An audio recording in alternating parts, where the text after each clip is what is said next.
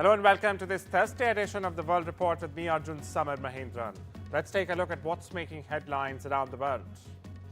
In what comes as a complete U-turn after suspending hundreds of Nepalese students earlier in the week, Odisha's private Kalinga Institute of Industrial Technology University, or KIIT, has in fact on Thursday announced a scholarship to honor Prakriti Lamsal, the 20-year-old Nepalese student who allegedly died by suicide in a hostel room on the 16th of February this month. The university's founder, meanwhile, Achyuta Samantha, met Prakriti's family to offer condolences, and the Nepalese embassy officials also visited the campus, assuring students of their safety at the varsity. Hear it. As per the direction of the state government, we have visited the campus, including the hostel and other areas also we are visiting. And we will submit our report appropriately to government. We have also met the Nepal delegation. We had a discussion. And the state government is fully committed to take action as per law.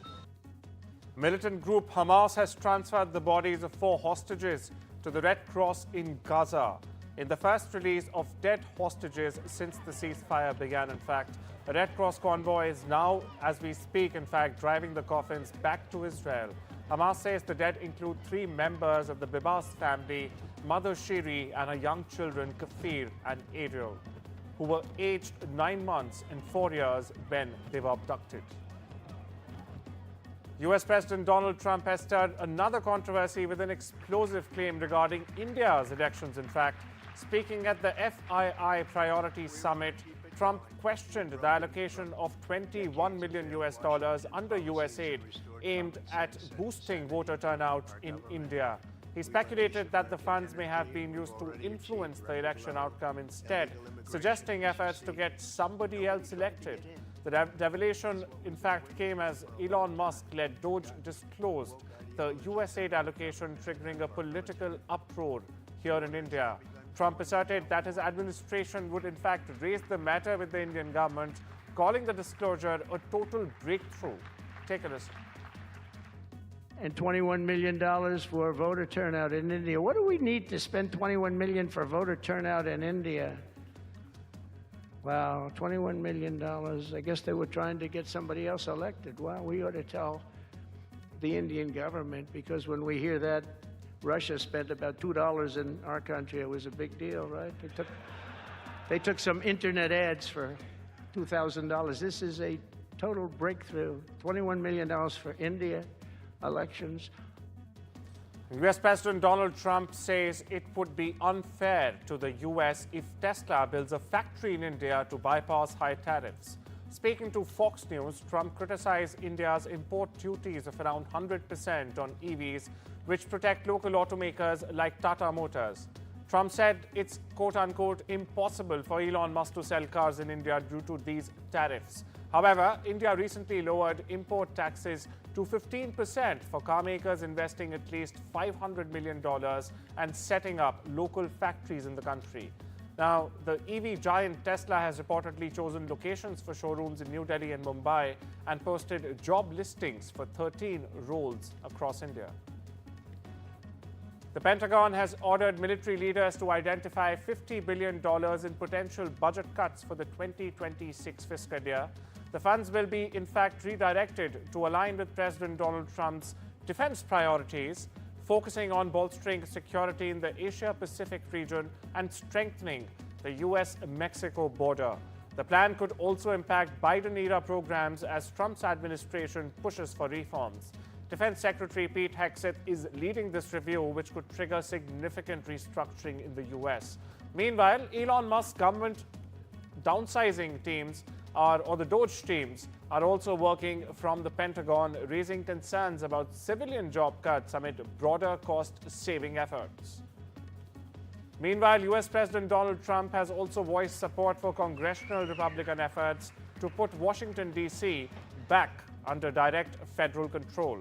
Speaking on board the Air Force One, Trump cited rising crime and homelessness in the U.S. Capitol, saying, "I think we should take over Washington, D.C., make it safe."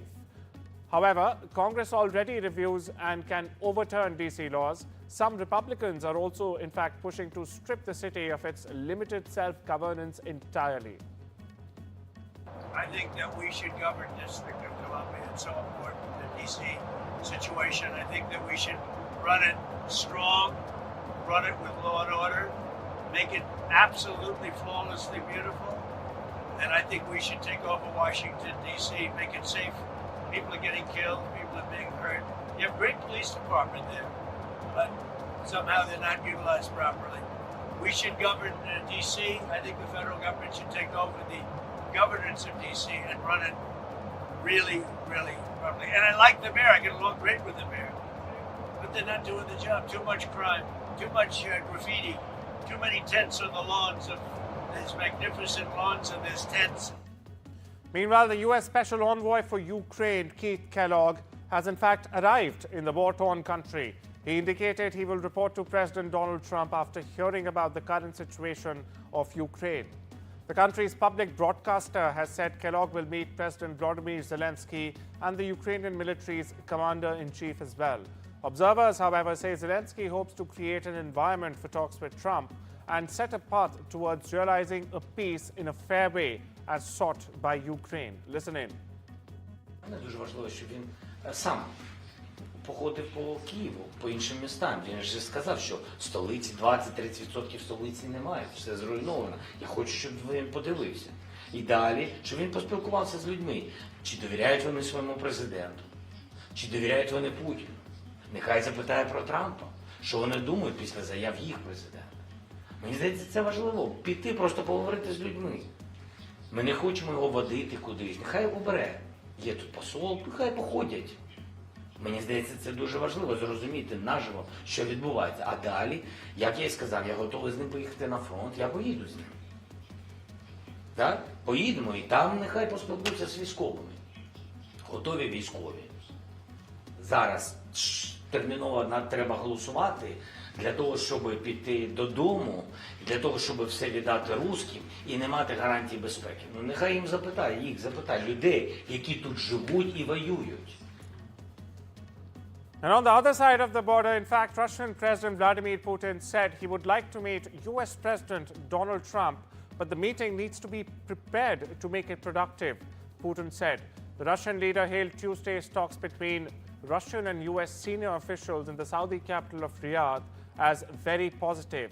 He said officials who took part in the talks described the US delegation to him as completely different people who were open to negotiation process without any bias, without any condemnation of, in fact, what was done in the past, and determined to work together with Moscow. And Pope Francis, who's currently battling double pneumonia, has shown slight improvement, according to the Vatican.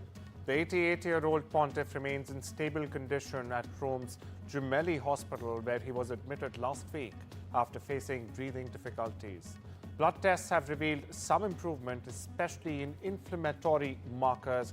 However, the Pope is still dealing with a complex situation involving a polymicrobial infection requiring an extended hospital stay. Public events remained cancelled through Sunday.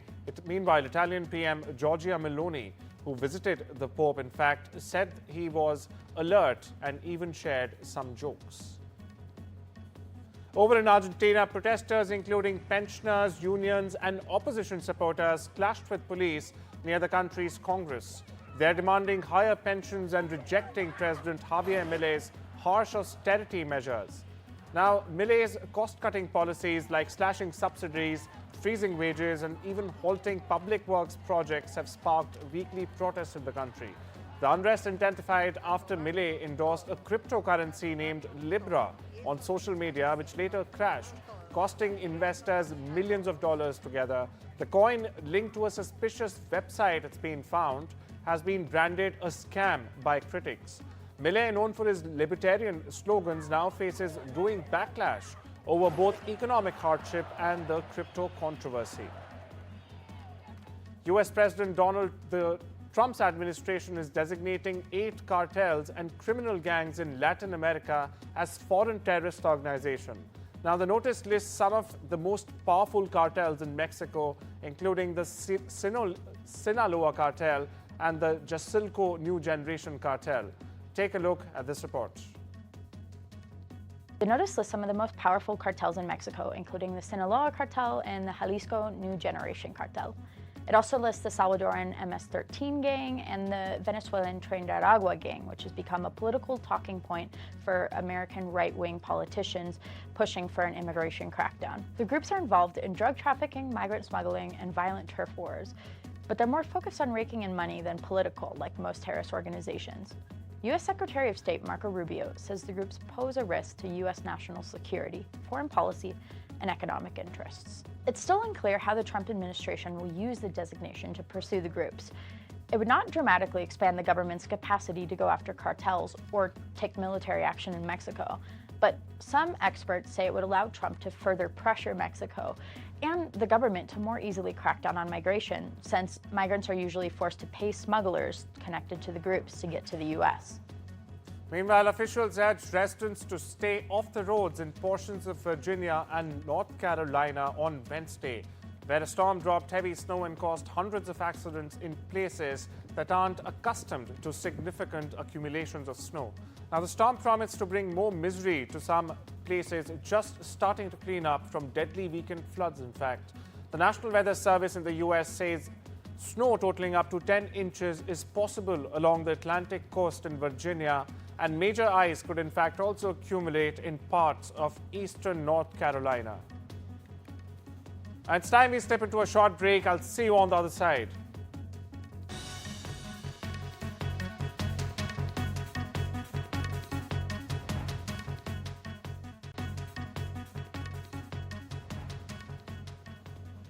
Welcome back. You're watching the World Report on NDTV. Now, President Donald Trump has expressed frustration with Boeing over delays in delivering 2 new Air Force One aircraft. Speaking about the Air Force One, Trump said, "I'm not happy with Boeing," adding that his administration may even explore alternative options. The aircraft delivery is running at least 3 years behind schedule under a fixed-price contract. While Trump dismissed Airbus as an alternative, the White House's criticism highlights growing pressure on Boeing to meet its commitments. Dixon Technologies India, the assembler of Google Pixel smartphones, is on track to more than double its revenue this fiscal year. The growth comes as India's electronics manufacturing sector expands, driven by global tech giants like Google and Apple shifting supply chains away from China.